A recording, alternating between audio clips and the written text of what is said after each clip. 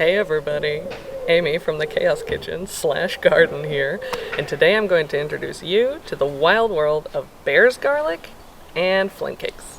That's right, I said flame cakes. Sound intense?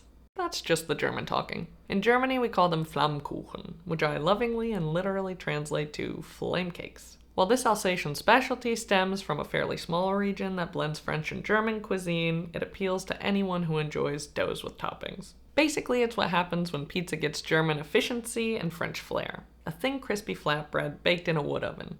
Hence the flames. Today we're going seasonal and highlighting the only remotely edible ingredient that grows in my garden, wild garlic, or Bärlauch, which translates roughly from German to bear's garlic. Now in the States it's sometimes called cow's leek, which feels both inaccurate and disrespectful. So moo if you love herbs, I guess. Sure if it's funny. Moo if you love herbs, I guess, is hilarious. Okay. Cow's leek? Growing up as a Midwesterner, I'd never had fresh garlic, let alone considered the fact that garlic could have relatives that would be considered wild. After coming to Germany, I became obsessed with all the previously unknown ingredients I found at the local farmer's market, which inspired me to create this recipe. Today's recipe is pure simplicity. Each component contains no more than 5 ingredients, because honestly, if you think you need more than that to make wild garlic taste good, you're overthinking it.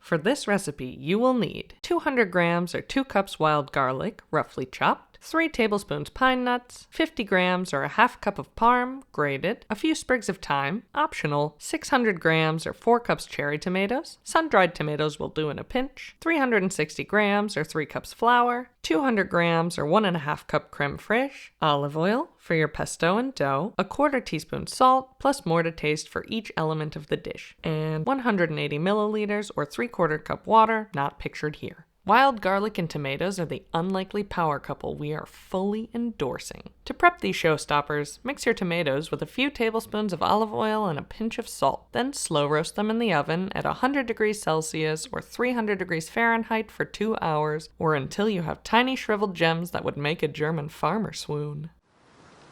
Leg mir am Arsch, geh raus hier! Next up is the wild garlic herself. Stuff your food processor like you're packing for an emotional breakdown, adding wild garlic, a generous pinch of salt, and pine nuts. Give it a rough blitz. Now, add your parm and a tablespoon or 2 of water and blitz until smooth. We're aiming for a nice spreadable consistency here.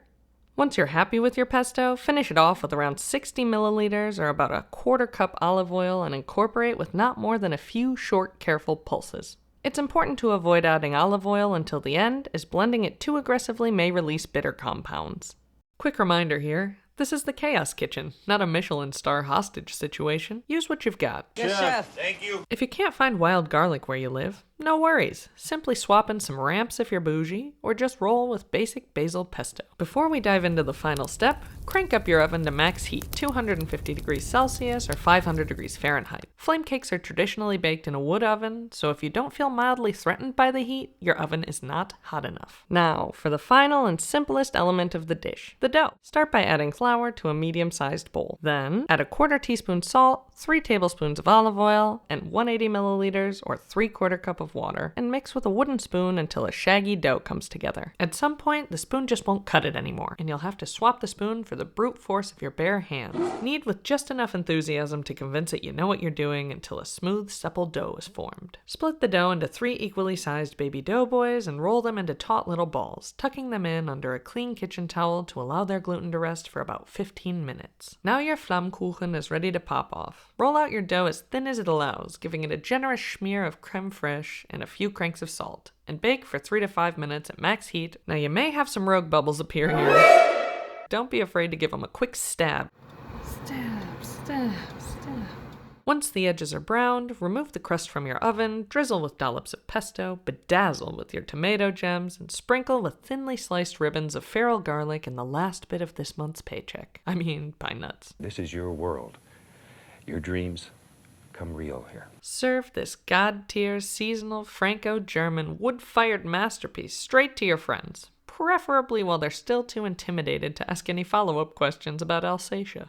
Bear's garlic. Love it, hate it, Still not sure what the fuck it is? Hit me up in the comments and let me know. And while you're there, confess your favorite guilty pleasure toppings that would make your Oma sweat through her apron. If you hadn't noticed yet, this channel's still in its baby chaos phase, and I'd love for you to join me in the chaos kitchen. If you're excited to see what's next, hit like and subscribe. I look forward to seeing you next time in the chaos kitchen. And remember, no rules, just salt.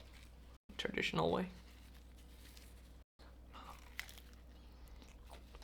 Oh my god. Alsatian Queens?